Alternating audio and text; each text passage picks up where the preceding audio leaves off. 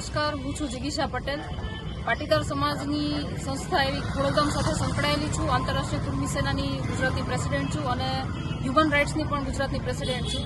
આજે એક મહિલા તરીકે, ગુજરાતની મહિલા તરીકે ગુજરાતમાં જે આ કઈ ઘટના બની છે, જે એક નિર્દોષ બાળાને રાત્રે 12 વાગે કહેવાય ને, રાજકીય દબાણ હેઠળ એક નેતાના કહેવા પ્રમાણે પોલીસ દ્વારા એનું રાત્રે 12 વાગે એનું અપહરણ કહેવાય એવી એક ઘટના બની છે. અને એને કાયદેસર અમરેલીની બજારમાં એનું સરઘસ કાઢવામાં આવ્યું. એવું તો શું ગુનો કર્યો હતો એ દીકરીએ?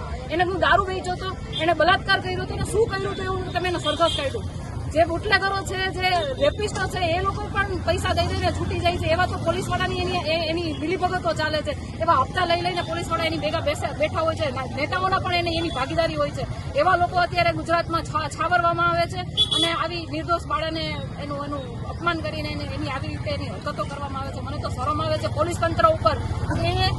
જનતાની રક્ષા કરવા માટે જનતાના કરવેરામાંથી તમારો પગાર જાય છે. કોઈ ધારાસભ્યના ખીચામાંથી તમારો પગાર નથી આવતો. તમે જે આ કાયદા વિરુદ્ધ જે કૃત્યો કરો છો ને, એના માટે તમને શરમ આવી જોઈએ, શરમ.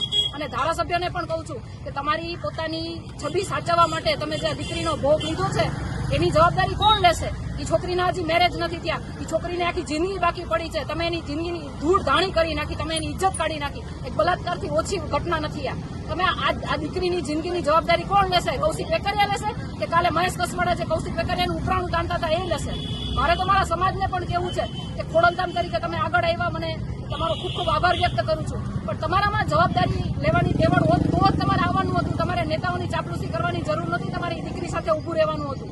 નેતાઓ તો આજે છે, કાલે નથી. કાલે બદલી પણ જશે. આ સમાજે તમને આગળ વધાર્યા છે, સમાજે તમને અગ્રણીઓ બનાવ્યા છે અને આ સમાજના લીધે તમે ટકી રહ્યા છો. એટલે સમાજ માટે ઉભા રહેવાની ટેવડ હોય તો તમે આગેવાની કરજો, બાકી રાજીનામા આપીને ઘરે બેસી જજો. હું મારા પટેલ સમાજને એટલું કહેવા માંગુ છું કે શરમ આવવી જોઈએ આપણને. અમરેલીના 5 ધારાસભ્યો પટેલ, સાંસદ પટેલ, સીએમ પટેલ, છતાંય આપણી દીકરીઓ આવી રીતે હેરાન થાય. બંગાળીઓ પહેરી લે, બંગાળીઓ.